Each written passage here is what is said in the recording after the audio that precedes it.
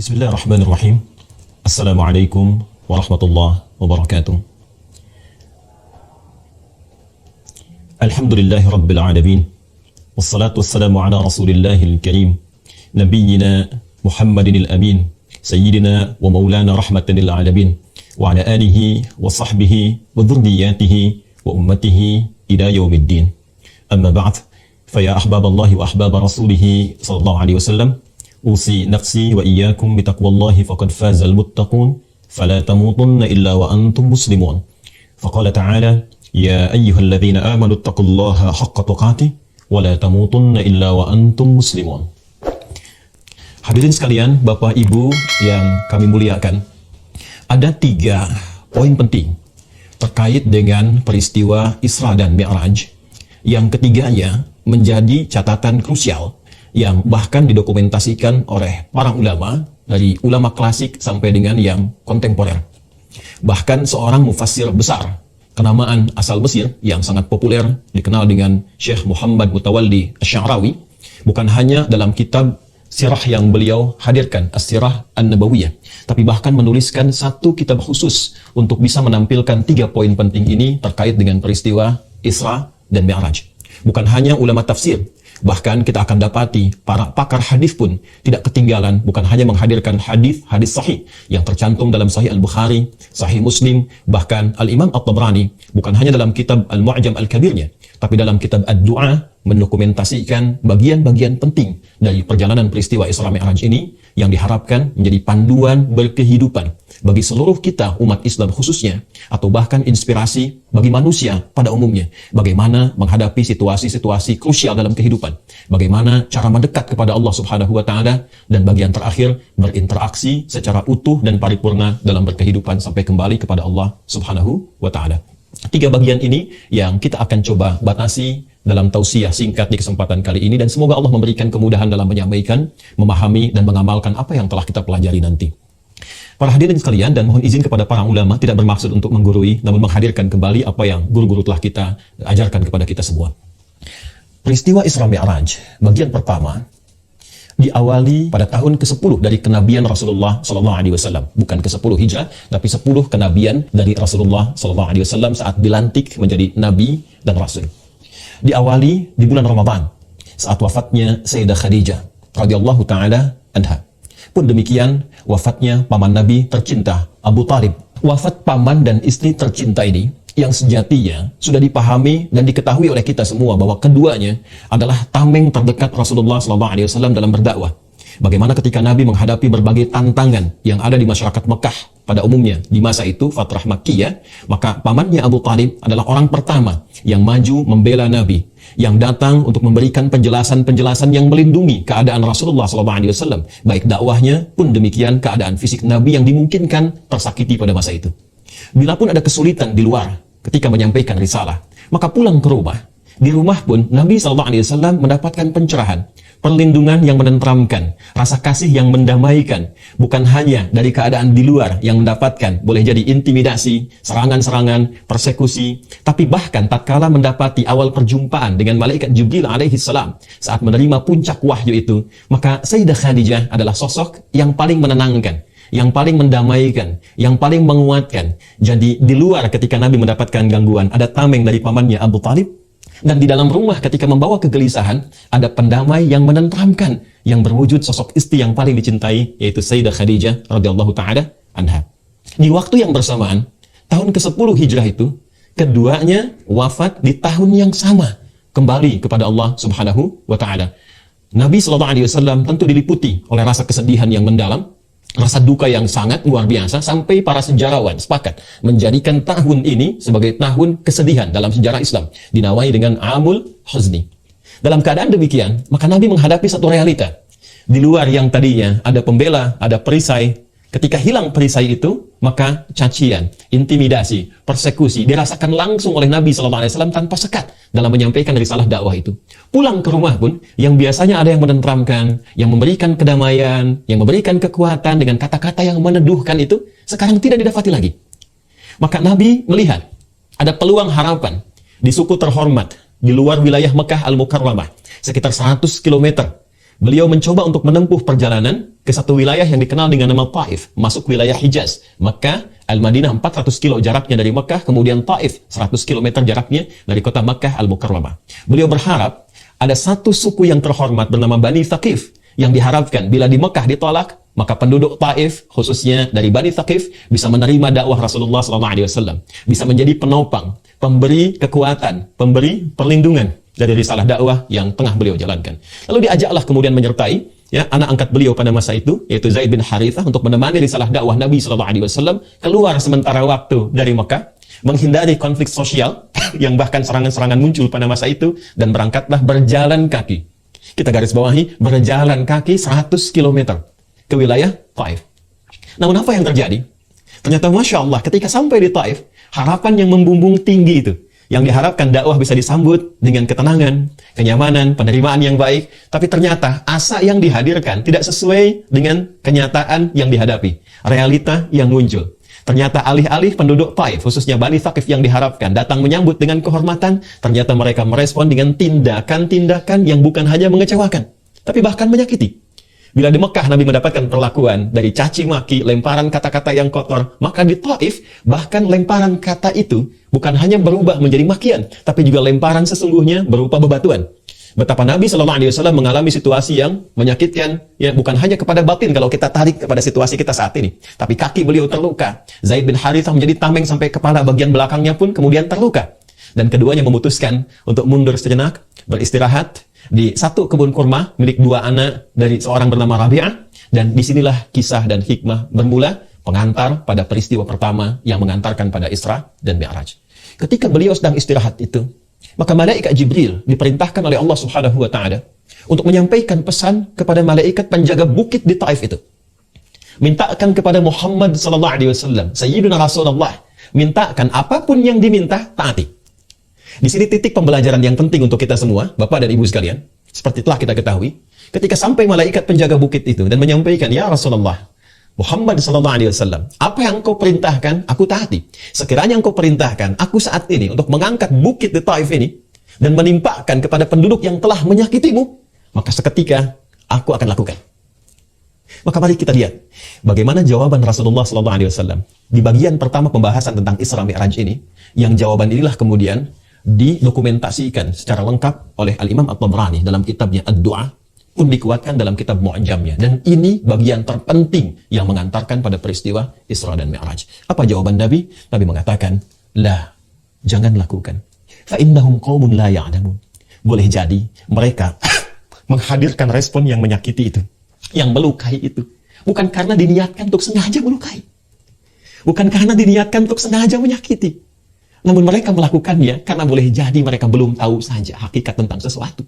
Mereka belum tahu tentang manfaat agama ini.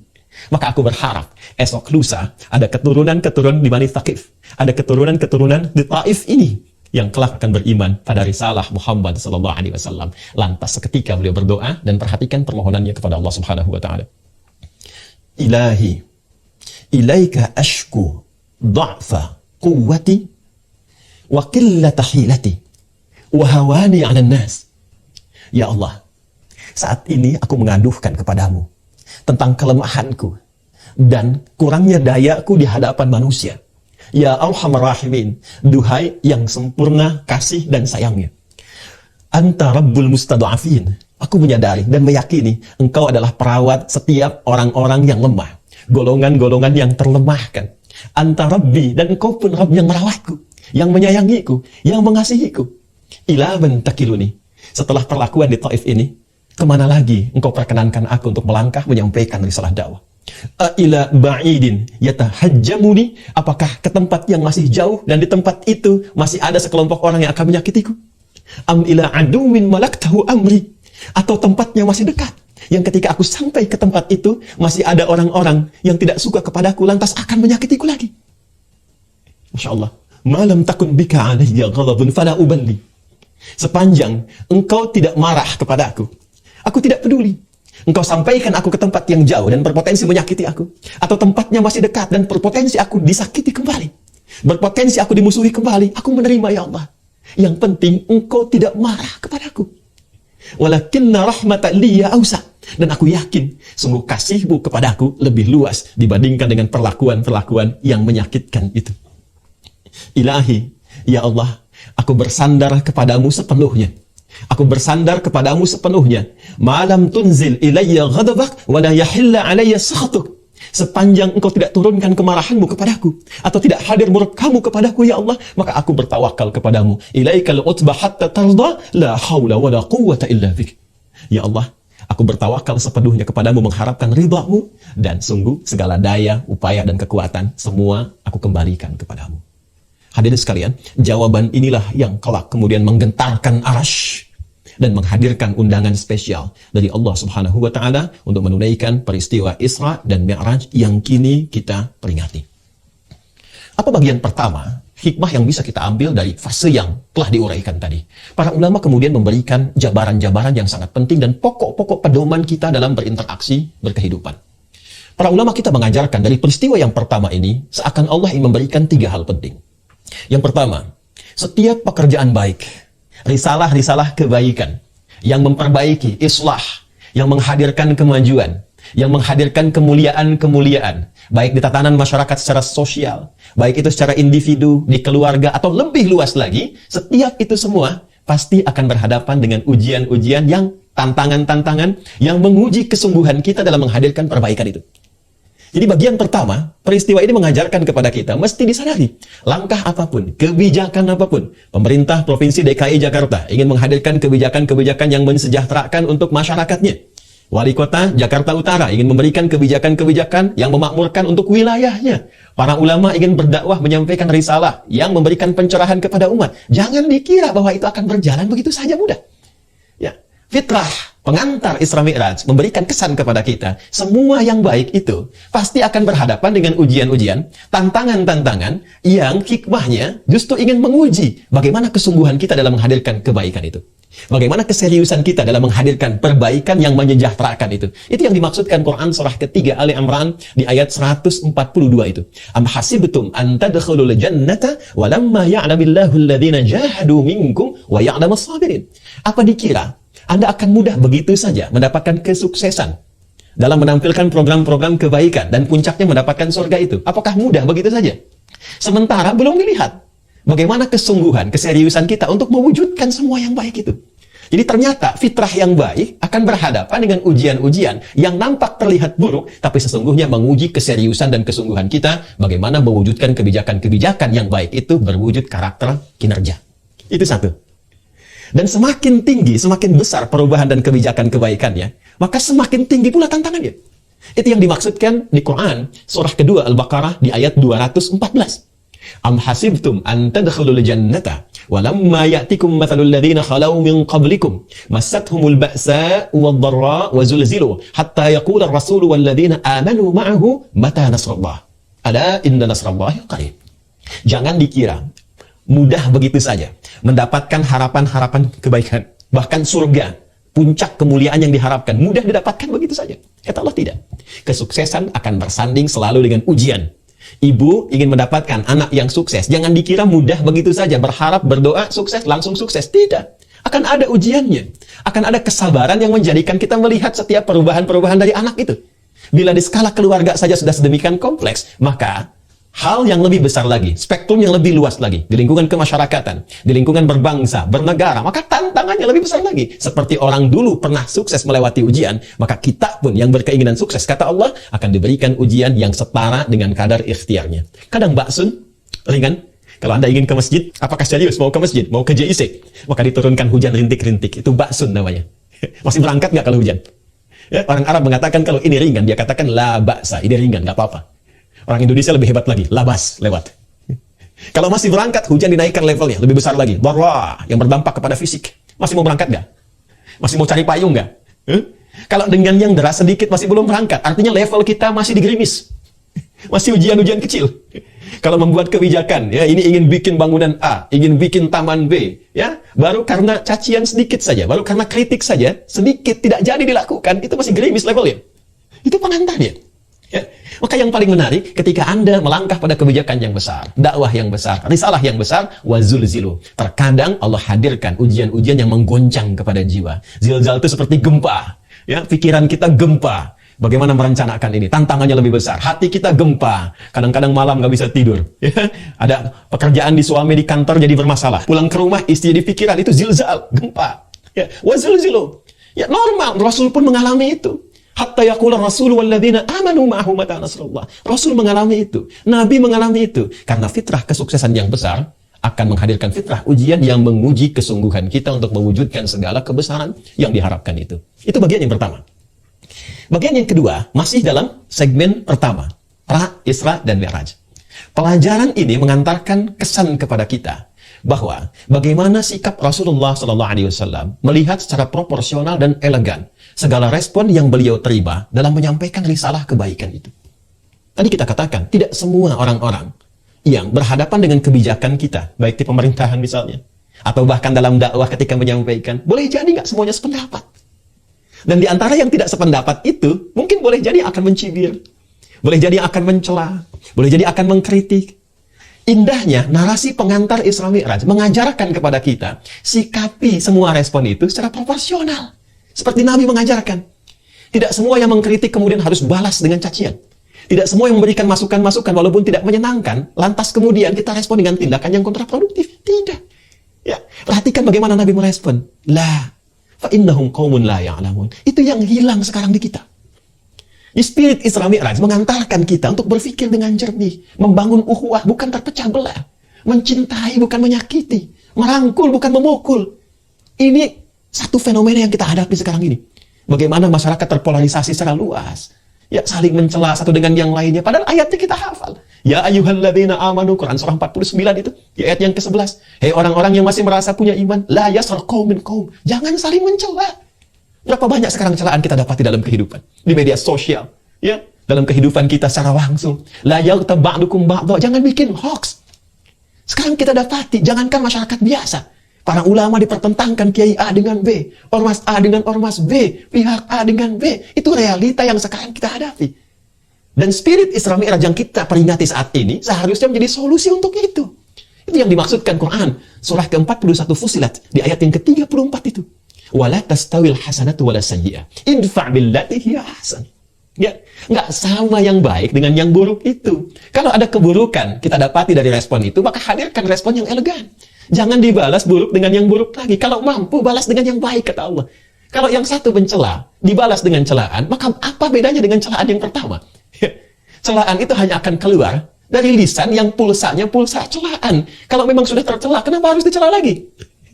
Itu indah sekali gambaran Qurannya. Idfa' billati hiya ahsan. Kalau kamu insan beriman, kata Allah, maka secara proporsional saja. Kalau sudah tercela, nggak usah dicela lagi. Balas dengan yang baik. Fa idzal ladzi bainaka wa bainahu. Ini adawatun ka'annahu waliyyun hamim. Boleh jadi balasan yang baik ini dari respon-respon negatif yang disampaikan, jika dibalas dengan positif, dengan yang menyenangkan, itu cemberut, di sini senyum, di sana memaki, di sini memuji, maka apa yang terjadi? Kata Allah, boleh jadi permusuhan itu akan berubah menjadi kasih sayang yang menyatukan secara setia. Perhatikan bagaimana Nabi Musa dan Harun diperintahkan oleh Allah untuk mendakwahi Fir'aun. Fir'aun itu kan makhluk paling zalim yang kezalimannya diabadikan oleh Al-Quran. Ngaku Tuhan. Ya, orang sekarang paling banter ngaku Nabi. Di Jakarta pernah ada yang ngaku malaikat, ya. Dulu pernah pengen turunkan malaikat Jibril di Monas. Ya. Alhamdulillah itu diamankan oleh polisi kita. Ya, polisi kita tuh luar biasa. Jangankan teroris tuh yang ngaku malaikat ditangkap juga. Kemudian diluruskan, ya, diluruskan, diberikan pembinaan dan seterusnya. Tapi orang sekarang paling banter kalau nggak ngaku Nabi, ngakunya malaikat. Fir'aun ngaku Tuhan.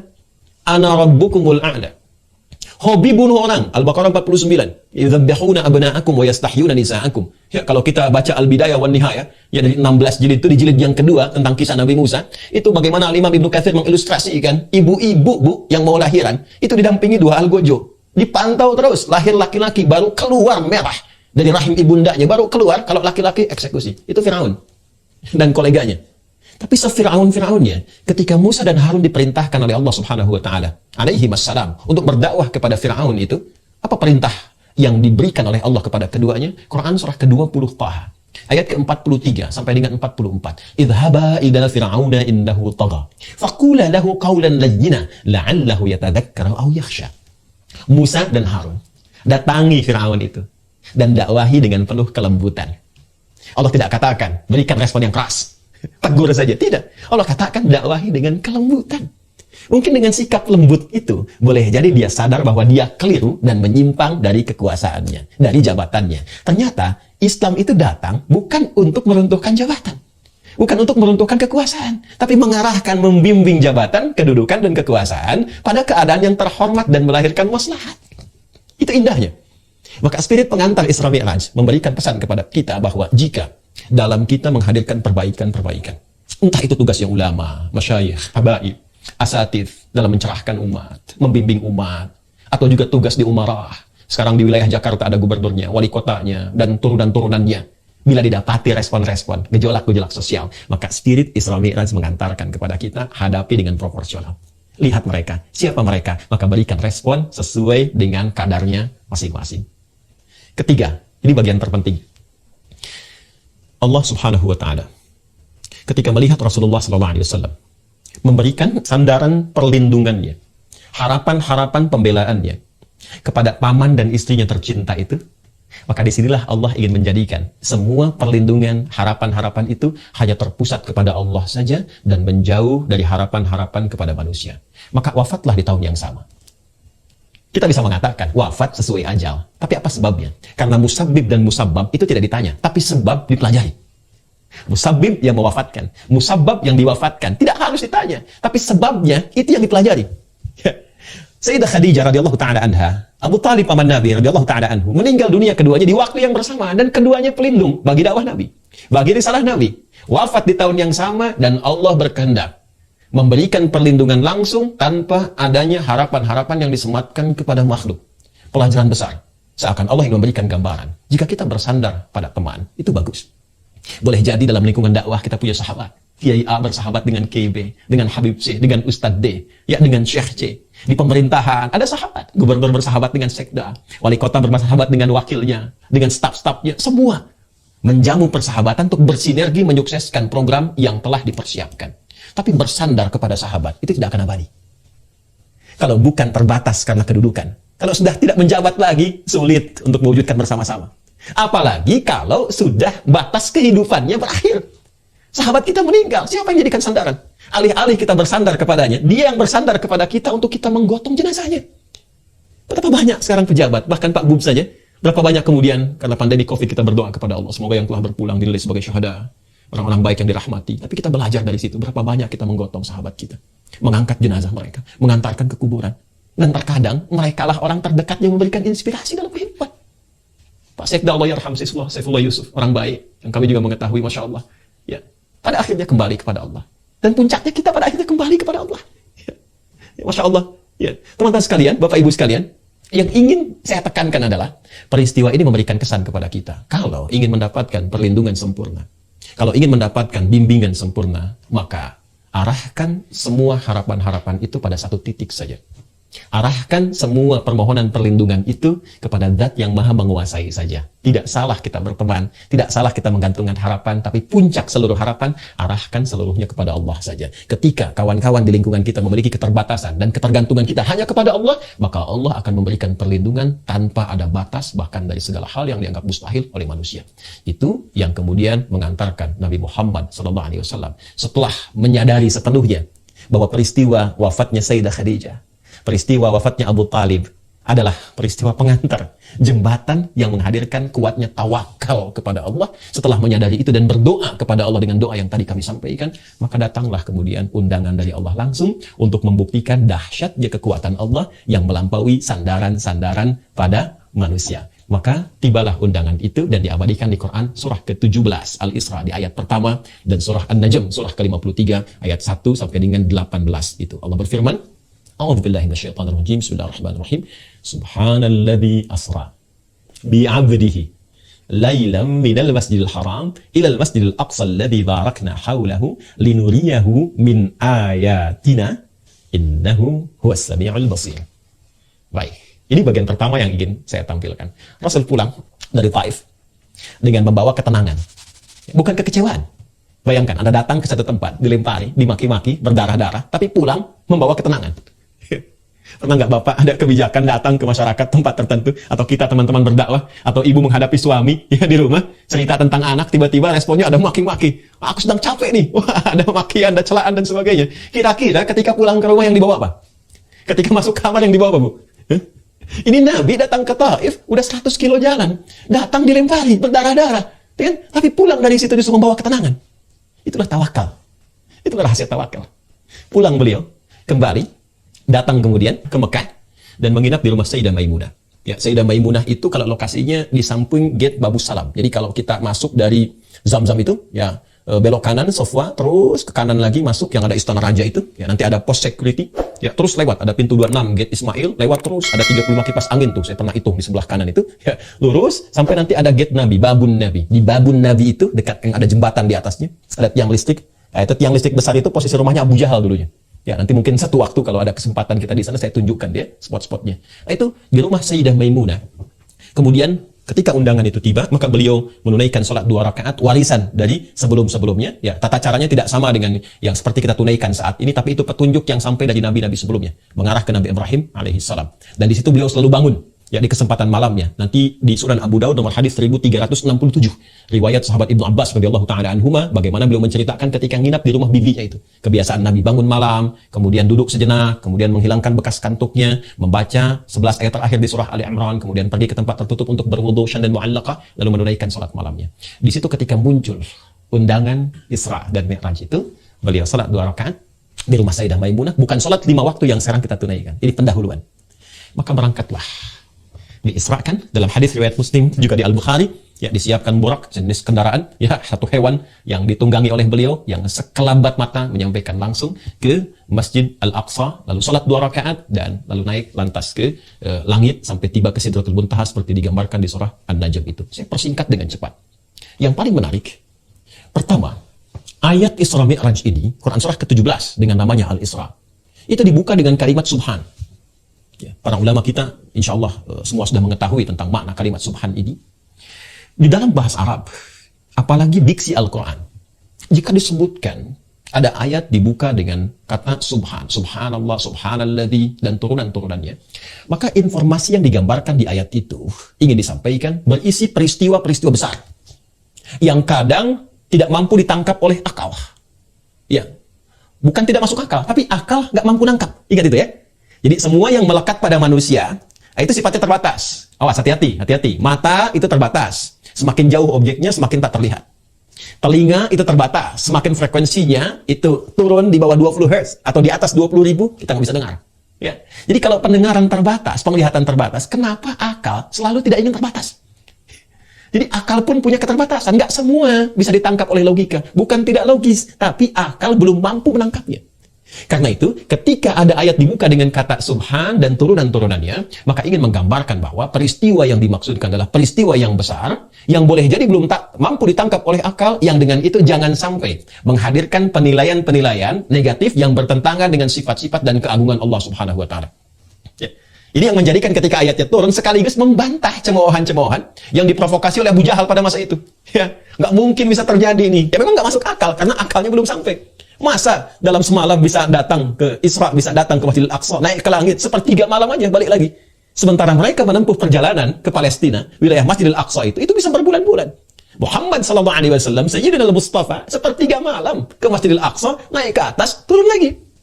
Ya, maka mereka mulai mencemooh, ada yang ragu, ada yang meninggalkan, ada yang berkata, gimana Tuhannya Muhammad ini, mustahil ini nggak benar ini. Maka Allah turunkan jawaban, Subhan, aku tidak seperti yang kalian tuduhkan.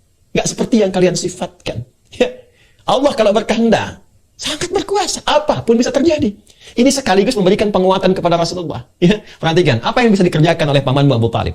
Apa yang pernah bisa dilakukan oleh istrimu Sayyidah Khadijah? Mereka punya keterbatasan. Allah kalau berkehendak, jangankan melindungimu, memperjalankan engkau ke tempat terjauh pun, hanya sekali pandangan, engkau bisa sampai. Jangankan ke Palestina, Masjid Al-Aqsa, yang dicita-citakan oleh semua para nabi untuk hadir di dalamnya, ke langit pun, hanya satu kelebat bisa sampai. Itu gambaran pertama penguatan dari Allah. Orang yang mampu bertawakal dengan kuat kepada Allah Subhanahu wa Ta'ala, maka dengan itu linuriyahu min ayatina. Kami tunjukkan, kata Allah, kebesaran kami, kehebatan kami.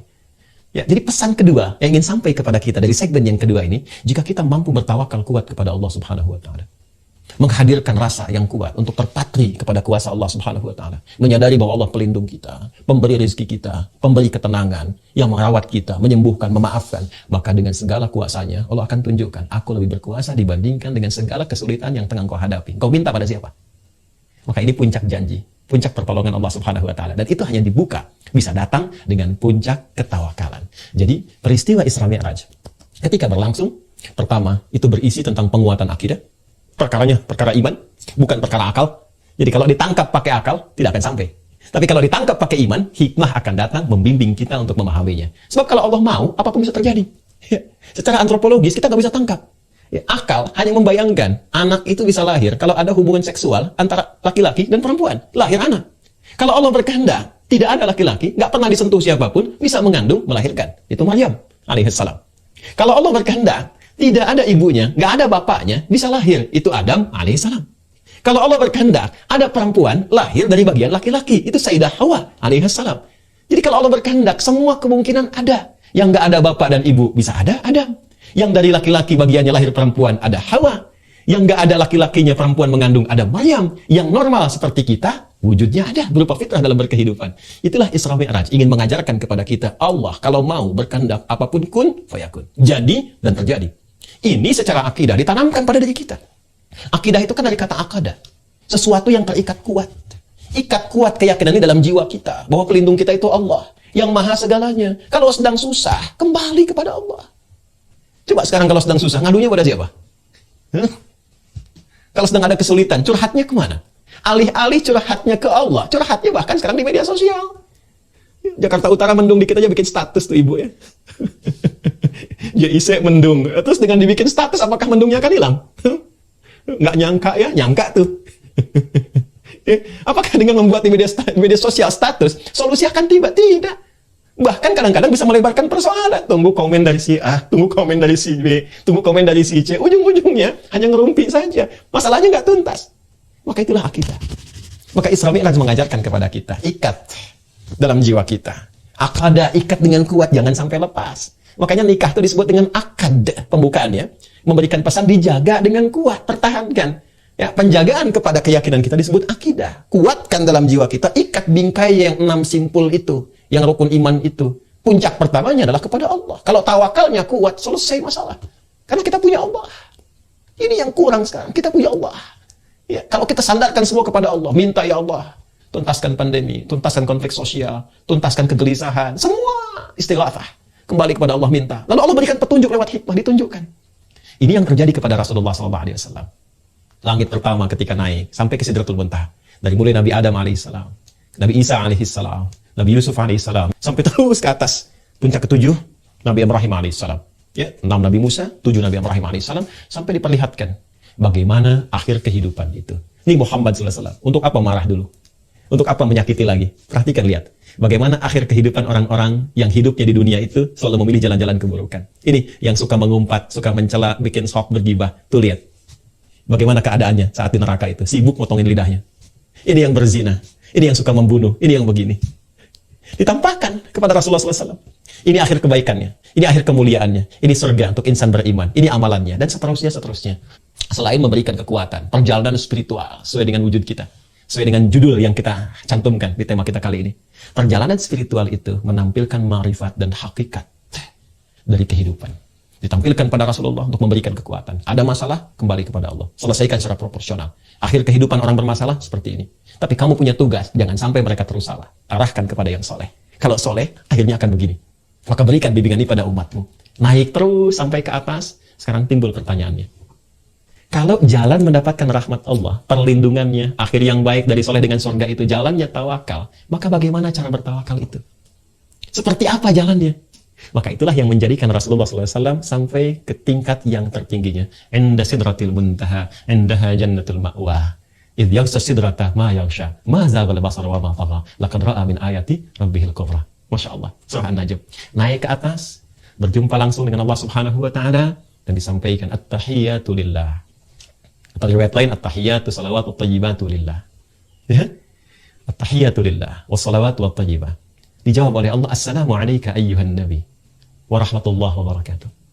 Apa jawab Nabi? Nabi tidak ingin sendiri mendapatkan anugerah Allah. Karena sifat beliau dilukiskan di surah At-Taubah itu di penghujungnya.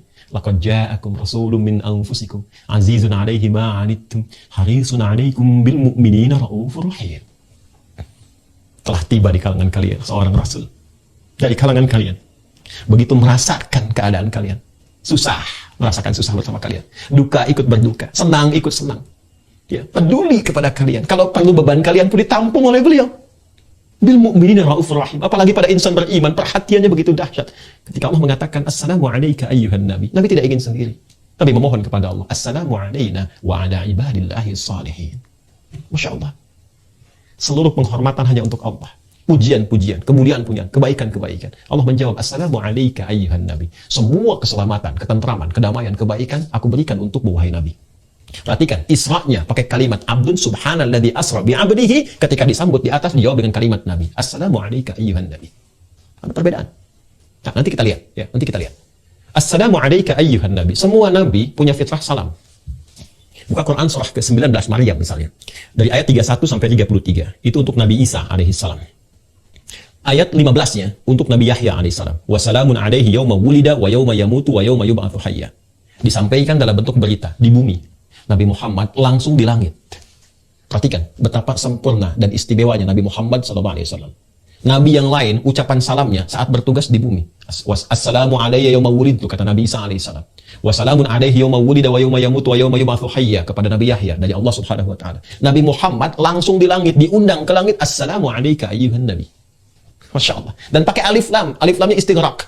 Dan langsung ma'rifah juga. Ma'rifah spesial untuk Nabi, istighraq, semua jenis salam melekat pada Rasulullah SAW.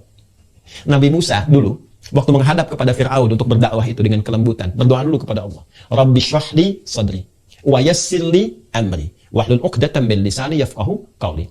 Berdoa Rabbi shrahli, baru dikabulkan. Wa yassirli amri, baru dikabulkan. Nabi Muhammad gak minta turun ayat. Alam nashrah laka sadrak. Nabi Musa, Rabbi shrahli sadri, dikabulkan. Nabi Muhammad gak minta, alam nashrah laka sadrak. Nabi Musa minta, wa yassirli amri, dikabulkan. Nabi Muhammad gak minta, wa nuyassiruka lil yusra. Itulah Sayyidul Anbiya wal Mursalin, Sayyidina Muhammad SAW. Tapi jiwa yang tinggi, yang bijak, rasa yang dalam kepada umatnya, cinta yang tidak terbatas itu, mengatakan respon yang sangat luar biasa. Kata beliau apa? Assalamu alayna, ya Allah, jangan hanya untukku. Buat hamba-hambamu juga yang ada di sini, kalangan malaikat. Ya, para nabi yang telah terlewati itu. Wa ala ibadillahi salihin, dan berikan pula ya Allah kepada hamba-hambamu yang saleh. Kita umatnya. Ya, ibadillahi salihin, kita umatnya yang mau ikut tuntunan beliau, yang mau ikut pedoman berkehidupan dari beliau. Disertakan itu, dimohonkan kepada Allah. Hasilnya apa? Hasil dari itu semua Allah berikan jalan untuk mendapatkan perlindungannya, mendapatkan karunia-Nya, limpahan rahmatnya, seperti yang pernah diberikan kepada Rasulullah dan dijanjikan kepadanya. Walaupun kualitasnya mungkin tidak sama. Itu yang menjadikan ayat Isra hadir dengan diksi abdu. Subhanalladzi asra bi'abdihi. Secara hakikat itu untuk Rasulullah. Ya, ada yang berpendapat mufassir mengatakan abdun di sini adalah jasad dengan rohnya. Ya, dinaikkan. Tapi ada tafsir yang mengatakan secara metafor itu sifat penghambaannya. Artinya apa? Jika ada semua makhluk-makhluk ini, hamba-hamba Allah, bersifat menghamba sepenuhnya kepada Allah.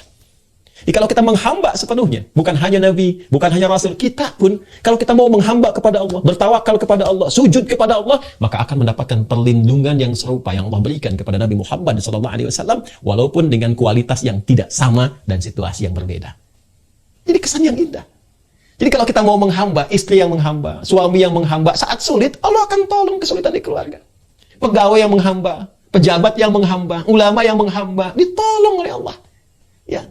Nah, sekarang jalan untuk menghamba itu seperti apa? Abdun itu kan dari kata abada, ya ambudu. Ya kan?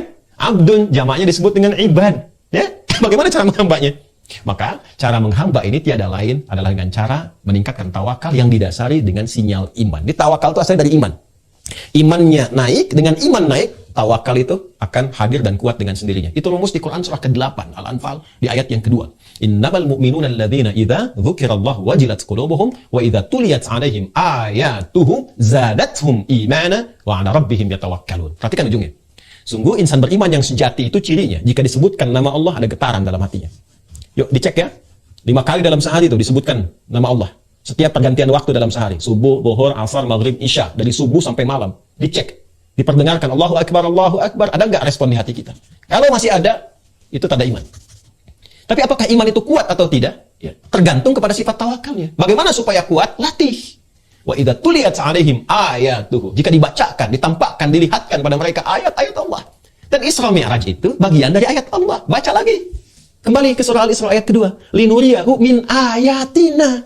Jadi peristiwa Isra Mi'raj ini bukan hanya diperingati. Seharusnya momentum meningkatkan iman kita. Ini spirit kita harus bertambah. Jadi bukan tiap tahun secara formalitas kita memperingati peringatan Isra Mi'raj. Alhamdulillah bagus. Tapi apa hasilnya? Kata Allah bukan sekedar yang pertama tadi. Harus ada peningkatan kualitas iman. Peningkatan tawakal. Wa ala rabbihim yatawakkalun. Sekarang kita bertanya, bagaimana cara menguatkan iman itu yang bisa mendatangkan kekuatan tawakal? Itulah bagian segmen ketiga dari pembahasan di pertemuan kita kali ini yang menghadirkan oleh-oleh dari peristiwa Isra dan Mi'raj berupa ibadah sholat. Berupa ibadah sholat. Jadi ternyata sholat itu bukan sekedar ibadah wajib yang secara formal harus kita tunaikan. Tidak.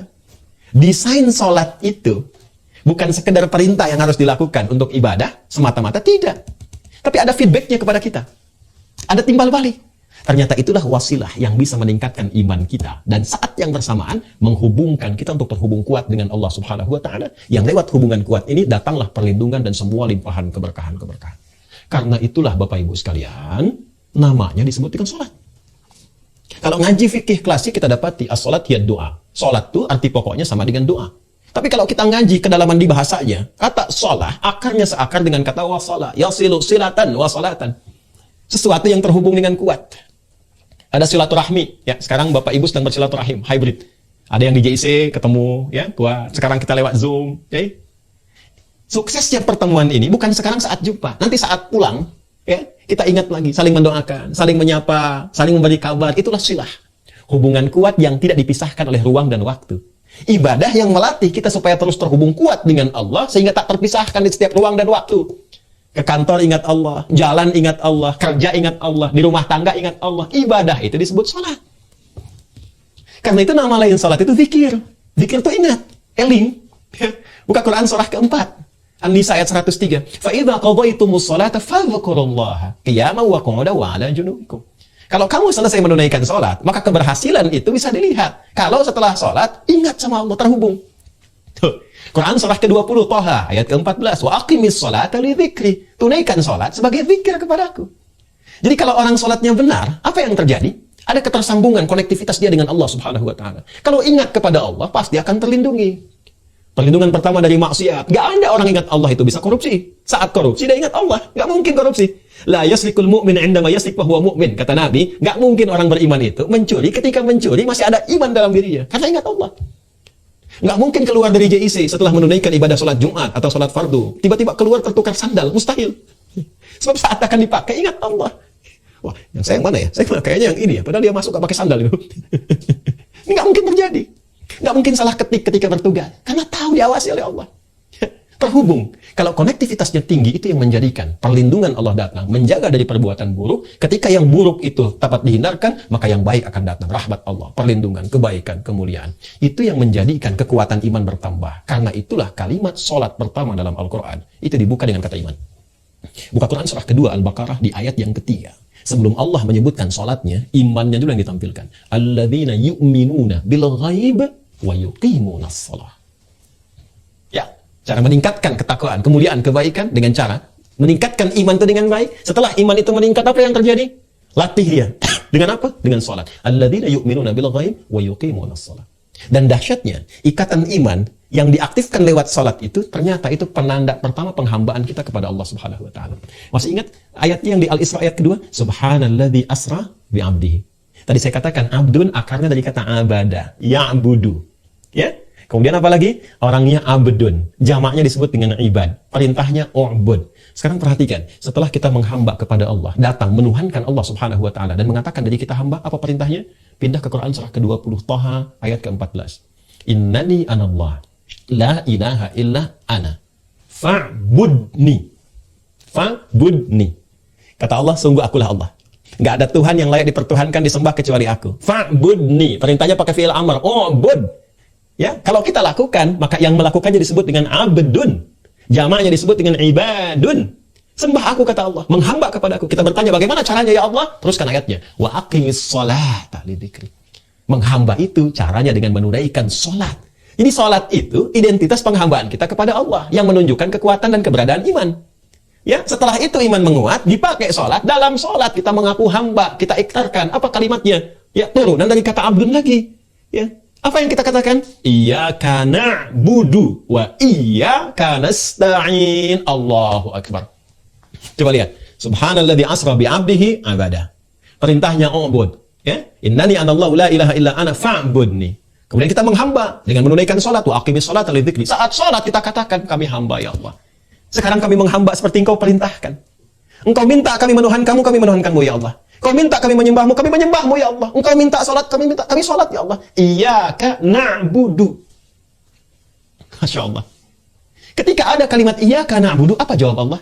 Perhatikan, bukankah Nabi ketika naik ke atas peristiwa Mi'raj itu diberikan perlindungan oleh Allah? Jaminan perlindungan, jaminan kekuatan, jaminan kebaikan, jaminan pertolongan dari semua persoalan-persoalan yang dihadapi. Pertolongan ma'unah. Minta tolong, ista'ana yasta'inu. Kita minta tolong, nasta'in. Baik kan? Penghamba, persamaannya diberikan pertolongan. Sekarang kita meminta kepada Allah, ya Allah, Engkau katakan syarat menghamba itu. Ya? Kami mesti tulus, dan dengan menghamba itu hasilnya kami mendapatkan perlindungan dari pertolonganmu. Sekarang kami minta, langsung diajarkan oleh Allah kalimatnya. Iyyaka na'budu wa iyyaka nasta'in. Iyyaka na'budu wa iyyaka nasta'in. Makanya tadi saya katakan, seperti Nabi mendapatkan pertolongan dari Allah, kita pun kalau menghamba akan ditolong.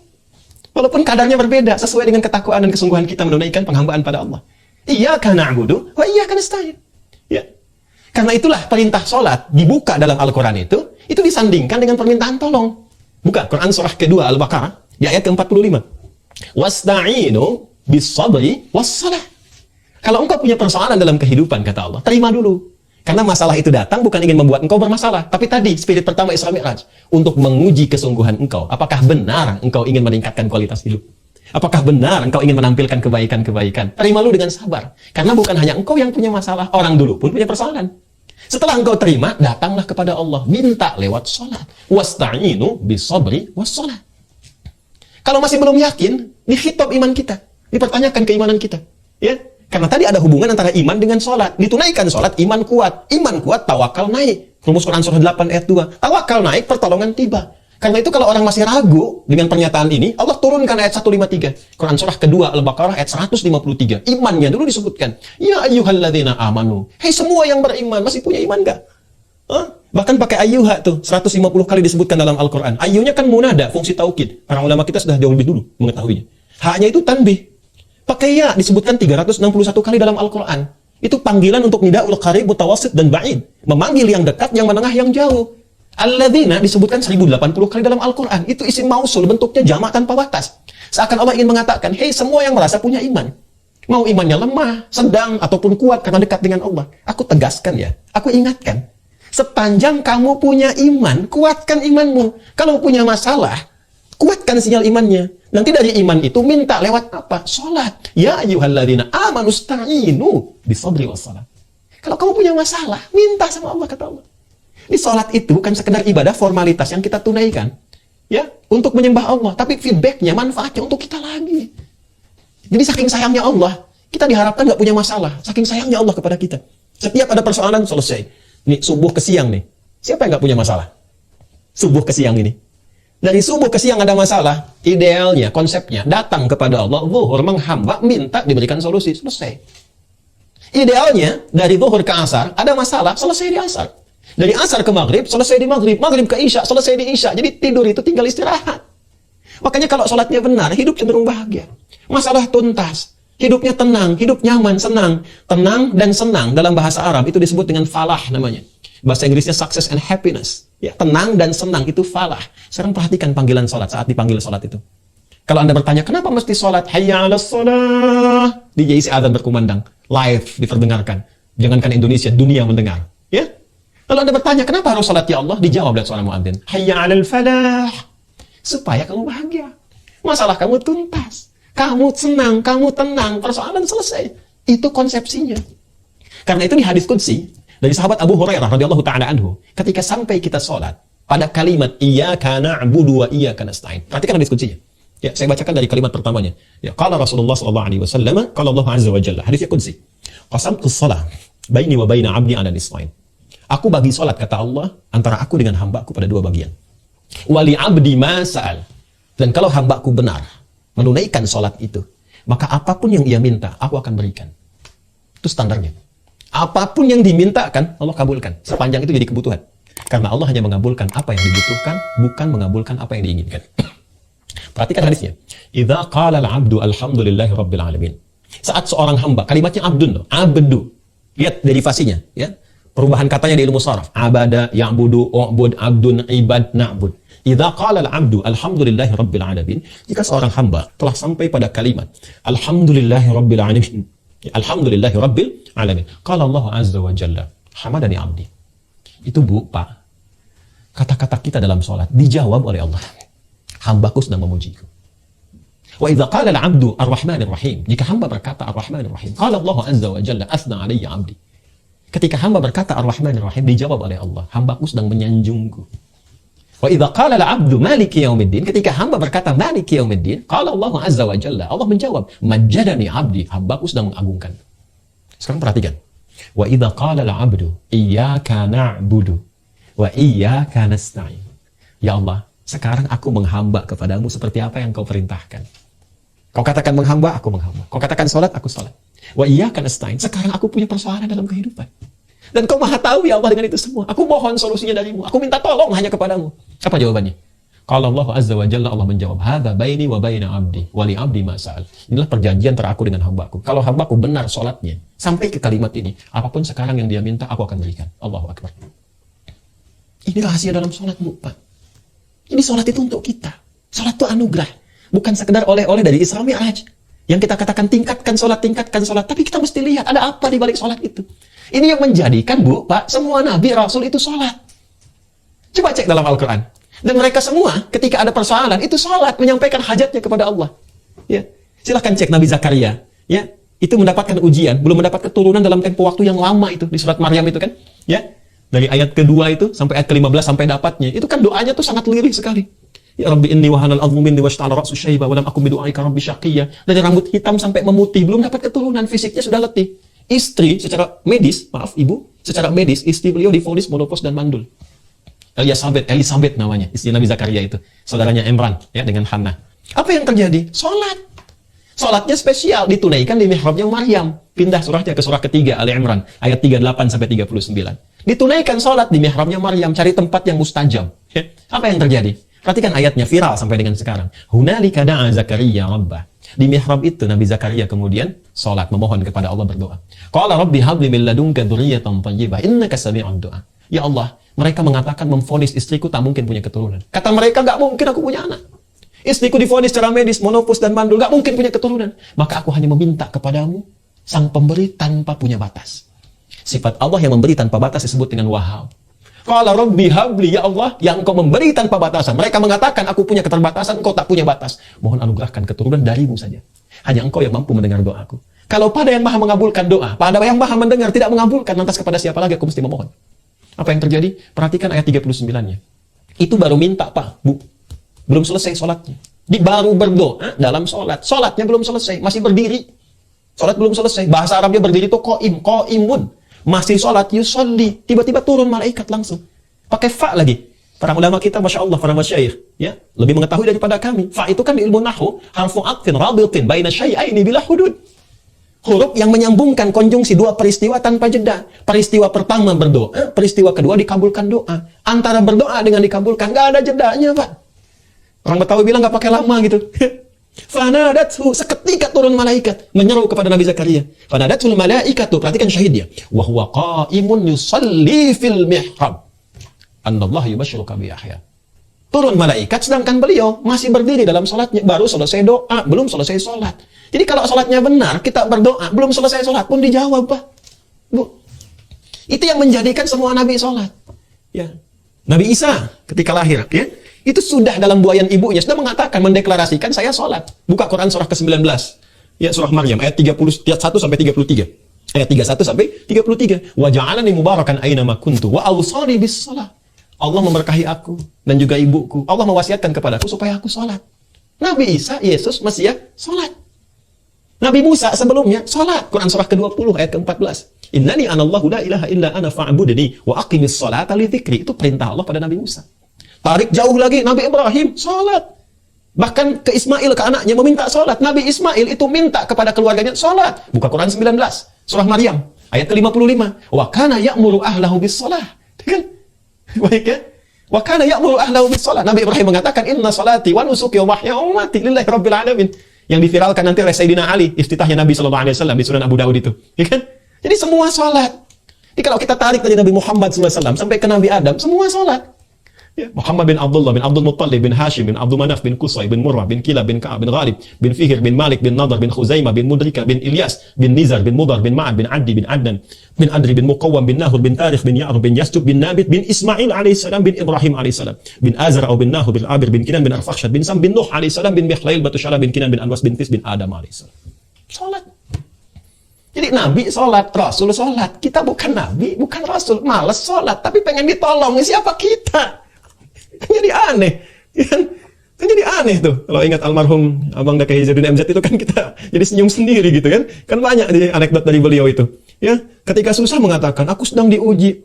Ya, ikut sekolah nggak pernah, tapi pengen ujian. Sekolah di mana pengen ujian? Ya, kita mengatakan diuji, tapi nggak pernah dekat sama Allah. Ya gimana mau diuji? Ini gambaran gitu ya. Jadi Bapak Ibu sekalian, saya ingin katakan bahwa sholat itu penting. Ternyata manfaatnya untuk kita. Dan keterkaitannya dengan Isra Mi'raj tadi saya uraikan. Secara ayat sudah ada.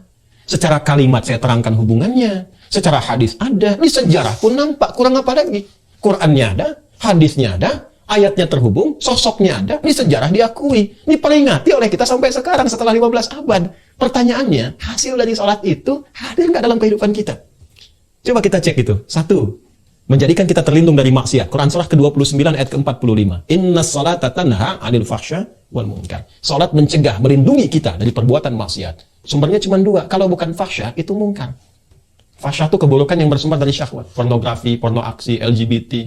Itu fahsya. Munkar keburukan dari syahwat perut dan akal. Ya, kebohongan, dusta, pertengkaran, perselisihan, korupsi, nepotisme. Itu bagian dari munkar. Orang salat itu nggak akan mengerjakan itu karena terlindungi. Jari orang tahiyat nggak akan pernah dipakai maksiat. Jari orang tahiyat nggak akan pernah dipakai maksiat. Coba kalau Bapak bisa minta ada orang tanda tangan tuh ya pada proyek yang tidak jelas. Kalau jarinya jadi tahiyat ya akan dipakai untuk maksiat itu. Satu. Dua, salat membuat kita tenang. Karena salat disebut zikir, fungsi zikir menenangkan kepada hati. Quran surah ke-13 ayat ke-28. Ala bi dzikrillahi tatma'innul qulub. Sekarang setelah sekian lama kita salat, pernahkah merasakan ketenangan? Tuh. Pernahkah terlindung dari maksiat, dari ujung kepala sampai ujung kaki? Tiga, fungsi salat mempercepat pengabulan doa. Quran surah ketiga tadi, ayat 38 sampai 39. Coba cek, setiap punya masalah pernah nggak kita menghamba kepada Allah? Datang malam tahajud, hamparkan sajadah, minta solusi. Itu jalan. Ya, salat mendatangkan kebahagiaan, kesuksesan. Quran surah ke-23 ayat 1 dan 2. Qad aflahal mu'minun. Kalau kamu beriman pasti sukses kata Allah. Pasti bahagia. Apa ikhtiar pertamanya? Alladzina hum fi salatihim khashi'un. Kalau khusyuk salatnya. Nah, jadi bagian ketiga ini, segmen terakhir oleh-olehnya, mari jadikan spirit Isra Mi'raj ini bukan hanya untuk diperingati, tapi untuk introspeksi, mengoreksi diri kita. Sejauh ini, bagaimana kita mengamalkan oleh-oleh terbesar, mukjizat terbesar, penghambaan terbesar yang disampaikan oleh Allah, dihadiahkan kepada Rasulullah SAW, pun demikian untuk umatnya. Kalau selama ini kita sholat, boleh jadi belum mendapatkan anugerah yang tadi disebutkan, koreksi sholatnya. Mungkin, kata Allah, satu, sholat yang ditunaikan belum khusyuk. Itu di Al-Baqarah ayat 45-46. Atau yang kedua, maaf, diduga, kata Al-Quran, ada orang yang sholat tapi tidak paham apa yang dibaca dan dilakukan dalam sholatnya. Itu isyarat di Quran surah 29 ayat ke-45. Utlu ma uhya ilaika minal kitab. Sebelum sholat, tilawah dulu. Tilawah itu baca, pahami, amalkan. Baca dulu bacaan sholat. Pahami dulu. Kenapa takbir begini? Apa maknanya? Banyak kitabnya. Ada asrarus shalah, ya, ada nazarat fi ma'anis shalah. Kenapa takbir begini? Kenapa kalimatnya Allahu Akbar? Apa maknanya? Jangan-jangan setiap sholat Allahu Akbar, tapi dalam kehidupan merasa akbar. Akbar dengan jabatan, akbar dengan harta, sehingga angkuh kepada teman sendiri, sombong dengan orang lain, merasa yang paling hebat, merasa yang paling berilmu, yang lain rendah semua. Ada orang salah, dieksplorasi kesalahannya, sementara kebaikannya mungkin masih banyak. Katanya Allahu Akbar, tapi kenapa merasa akbar dalam kehidupan? Katanya Allahumma ba'id, minta diampuni dosa, tapi masih berdosa. Katanya wajah tuh, inna sholati wa nusuki wa mahyaya, dan turunan-turunan lainnya, tapi mana kepasrahannya kepada Allah? Mana tawakalnya? Ini yang patut kita kaji lagi. Kita mesti belajar pada ulama kita lagi. Alhamdulillah, Masya Allah, sekarang di EJIC berkumpul. Dari MUI ada, Dari Ormas ada, dari Nahdlatul Ulama, dari Muhammadiyah, dari DMI, dari JIC-nya, Masya Allah. Kiai Sungki mudah-mudahan berkah dalam mengelola, ya. Kiai Dr. Didi juga berkah semuanya. Dan saya bermohon, berharap para ulama kita tanpa bermaksud untuk mengajari, mohon izin, sudah saatnya kita meneruskan perjuangan dari orang tua kita, para ulama-ulama terdahulu, untuk merangkul, mendamaikan, mencerahkan, menyinergikan, dan membangun, bersinergi dengan semua lapisan masyarakat di kehidupan berbangsa bertanah air. Saya itu Pak Ibu selalu menghadirkan di bendera nih di setiap kesempatan tausiah saya. Karena ini bukan hanya simbol, bukan hanya lambang, tidak. Tapi di sini Pak, ada spirit perjuangan. Ya, ini ada gambaran darah para syuhada kita, pejuang, para ulama yang gak terbilang kita bisa munculkan sekarang. Kita bisa sensus berapa banyak ulama kita berjuang. Ini kain kafan mereka. Ya, maka setiap kita melihat ini, kita mesti mengerti ada perjuangan besar dengan keringat, darah, air mata. Masa iya kita korbankan dengan polarisasi, terpecah belah, saling memaki. Sementara kita menginginkan Indonesia maju, Indonesia makmur, Indonesia hebat, Indonesia baldatun thayyibatun wa rabbun ghafur. Karena itu, sekali lagi, mari kita jadikan spirit Isra Mi'raj untuk menyikapi segala hal dengan proporsional. 1, mendekatkan diri kepada Allah dengan bertakarub dan tawakal. 2, membangun ketaatan kita dengan meningkatkan kekuatan akidah. 3, dekati para ulama, hidupkan lagi majelis ilmu, alhamdulillah, mohon disupport Pak Gubernur, Pak Sekda, ya, Pak Wali Kota, mohon dengan sangat, karena ini nih pakunya ini, ya. Kalau majelis-majelisnya berkurang nanti, ini kekuatan berbangsa kita juga akan melemah. Ya, karena pasal 29 ayat 2 itu negara menjamin kemerdekaan tiap-tiap duduk untuk memeluk agamanya masing-masing dan beribadah menurut agama dan kepercayaannya itu hak dasar yang bukan sekedar hak bagi bangsa Indonesia, tapi bisa menguatkan ketahanan, mentalitas yang bila saatnya tiba itu yang bisa menggerakkan masyarakat kita untuk berjuang membela negara. Jadi mohon hidupkan lagi majelis ilmu, masjid-masjid diisi kembali, kita menyesuaikan dengan keadaan dan mudah-mudahan Allah merahmati kita semua. Dan yang terakhir, jaga salat, apapun jabatan kita pasti wafat. Kita kembali kepada Allah. Harus takut satu saat berulang dan hisab pertama adalah tentang amalan salatnya. Idza salahat salaha sairu amali wa idza fasadat fasada sairu amali. Kalau baik salatnya, baik semua amalan lainnya. Kalau buruk salatnya, itu pertanda ada bahaya besar yang menanti saat kembali kepada Allah Subhanahu wa taala. Terima kasih atas perhatiannya. Mohon doa dari semua, semoga istiqamah untuk seluruhnya. Allahumma taqabbal minna innaka antas samiul alim wa tub alaina innaka antat tawwabur rahim. Allahumma ij'al jam'ana hadha jam'an marhuma wa tafarruqana min ba'dihi tafarruqan ma'suma. Rabbana atina fid dunya hasanah وفي الآخرة حسنة وقنا عذاب النار وصلى الله على سيدنا محمد وعلى آله وصحبه أجمعين وآخر دعوانا سبحانك اللهم وبحمدك نشهد أن لا إله إلا أنت نستغفرك ونتوب إليك والحمد لله رب العالمين والله موفق إلى أقوى الطريق فاستبق الخيرات السلام عليكم ورحمة الله وبركاته.